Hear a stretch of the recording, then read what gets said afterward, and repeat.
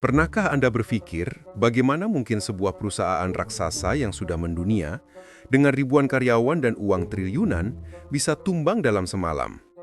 Kita bicara tentang raksasa seperti Nokia yang gagal melihat masa depan smartphone, atau Blockbuster yang mati karena menganggap remeh Netflix. Itu bukan hanya kegagalan startup kecil. Kegagalan paling mengejutkan justru sering terjadi di tingkat puncak, tempat di mana seharusnya mereka memiliki manajemen terbaik di dunia.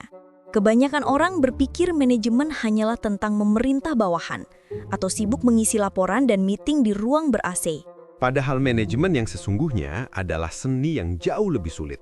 Ini adalah seni untuk menyelesaikan pekerjaan melalui orang lain. Ini adalah seni menghadapi ketidakpastian lingkungan yang terus berubah.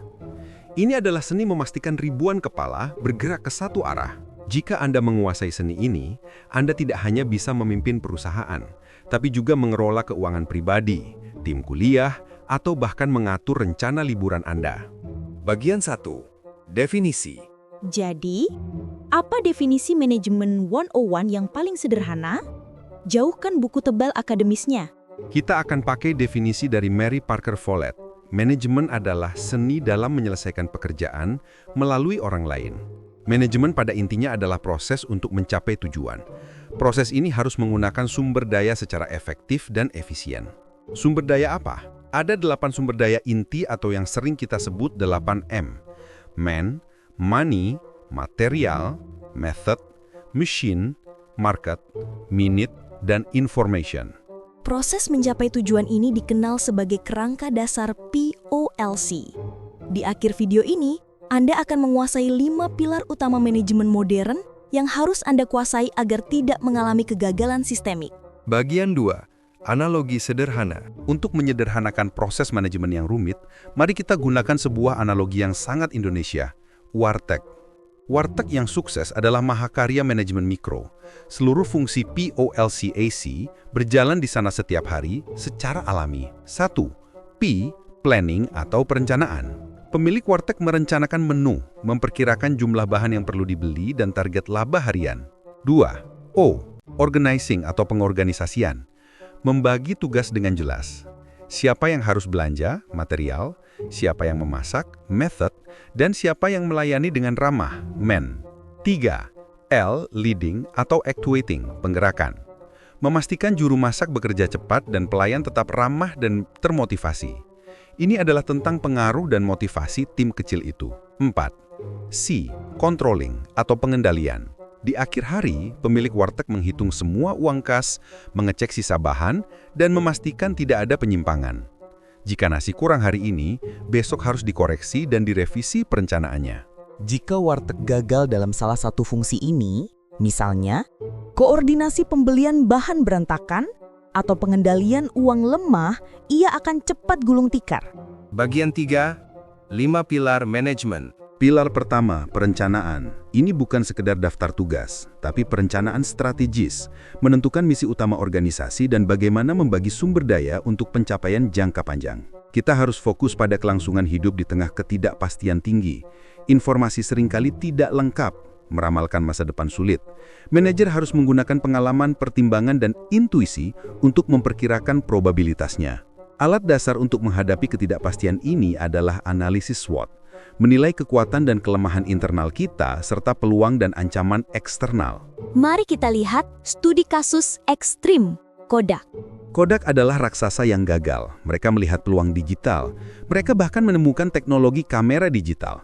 Namun perencanaan strategis mereka didominasi oleh pendekatan adaptif dan konservatif. Mereka takut gagal. Mereka enggan menyingkirkan tujuan lama, yaitu bisnis film analog yang menguntungkan saat itu. Ini adalah hambatan perencanaan klasik. Padahal untuk menghadapi perubahan lanskap industri yang masif, mereka butuh pendekatan kewirausahaan.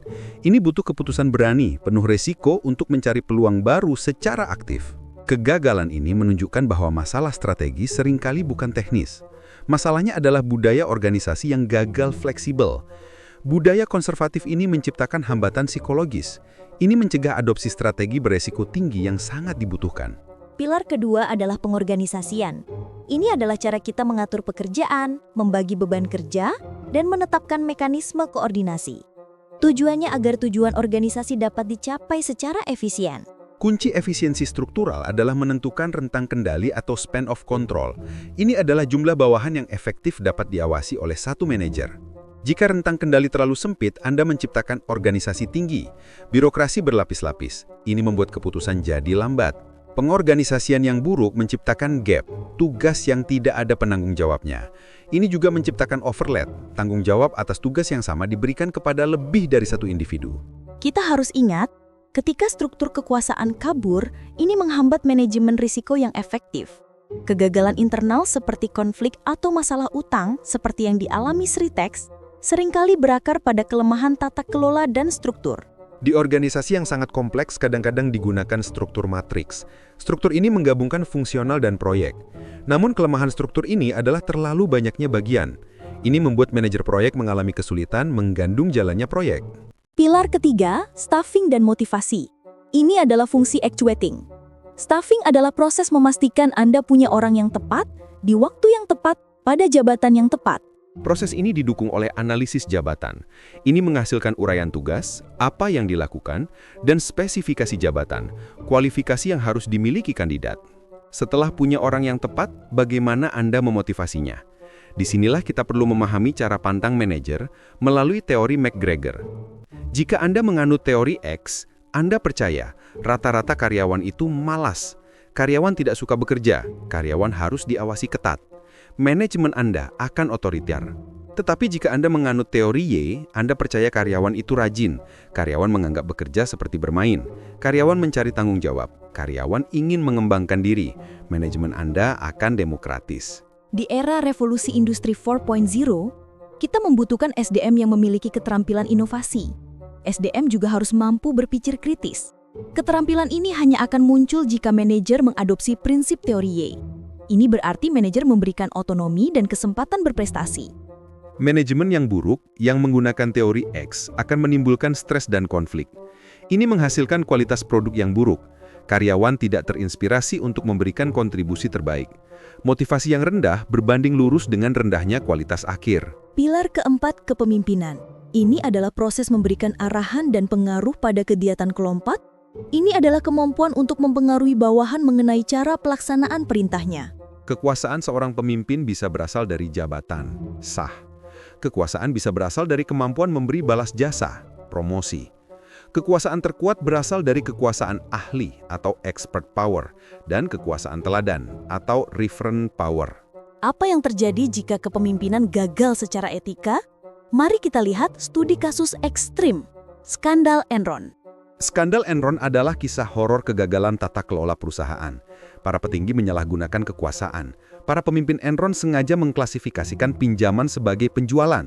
Mereka menipu dewan direksi, ini mengikis kepercayaan investor. Kegagalan utama di sini adalah dewan direksi tidak memiliki informasi yang dibutuhkan untuk melakukan pengawasan. Mereka ditipu oleh CEO atau CSO yang menyalahgunakan kekuasaan sah mereka. Kepemimpinan visioner harus diimbangi dengan integritas. Tanpa kontrol internal yang kuat, kekuasaan tertinggi akan korupsi. Ini menghancurkan kepercayaan dan integritas. Kepercayaan dan integritas adalah modal paling berharga bagi bisnis besar. Pilar terakhir, pengendalian.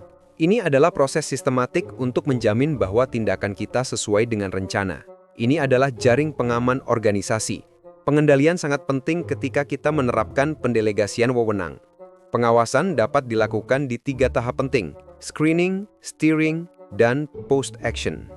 Screening control adalah saringan. Contohnya, bank menyaring aplikasi kredit menggunakan prinsip 5C sebelum uang dikeluarkan. Steering control adalah koreksi di tengah jalan. Contohnya, mengoreksi jadwal proyek yang menyimpang mingguan.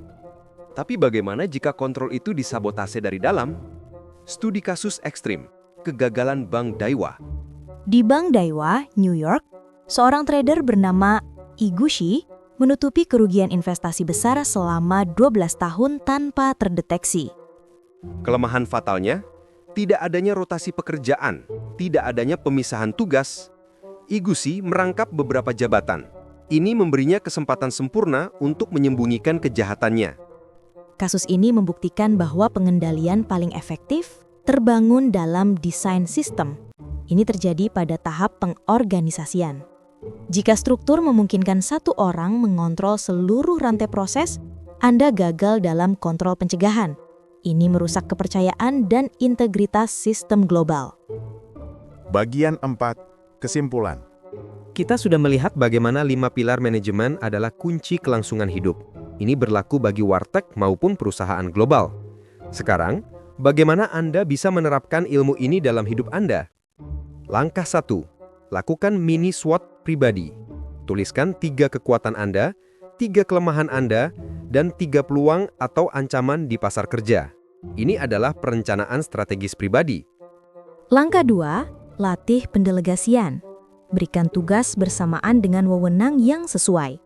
Pastikan Anda menghindari gap, tugas tanpa penanggung jawab, dan overlap, tugas ganda, dalam tim Anda. Langkah 3, tentukan 3 metrik pengendalian. Terapkan steering control pada tujuan Anda. Misalnya, untuk mencapai tujuan finansial, metrik Anda mungkin 1. Jumlah pengeluaran non-primer mingguan, 2. Presentase tabungan bulanan, 3. Jumlah skill baru yang dikuasai per kuartal. Pantau dan koreksi segera. Ingat 5 pilar inti kita: perencanaan, kompas, pengorganisasian, blueprint, staffing dan motivasi, mesin penggerak, kepemimpinan, kapten perahu, dan pengendalian, sistem peringatan dini. Kegagalan di salah satu pilar ini bisa meruntuhkan organisasi Anda. Jika video ini membuka mata Anda tentang dunia manajemen, jangan lupa like dan subscribe ke Explains 101. Kami akan terus menyajikan topik rumit dengan cara yang paling sederhana. Komentar di bawah, fungsi POLC apa yang menurut Anda paling sering gagal diterapkan di lingkungan kerja atau tim Anda? Kita telah melihat bagaimana faktor manusia dan strategi menentukan sukses tidaknya perusahaan.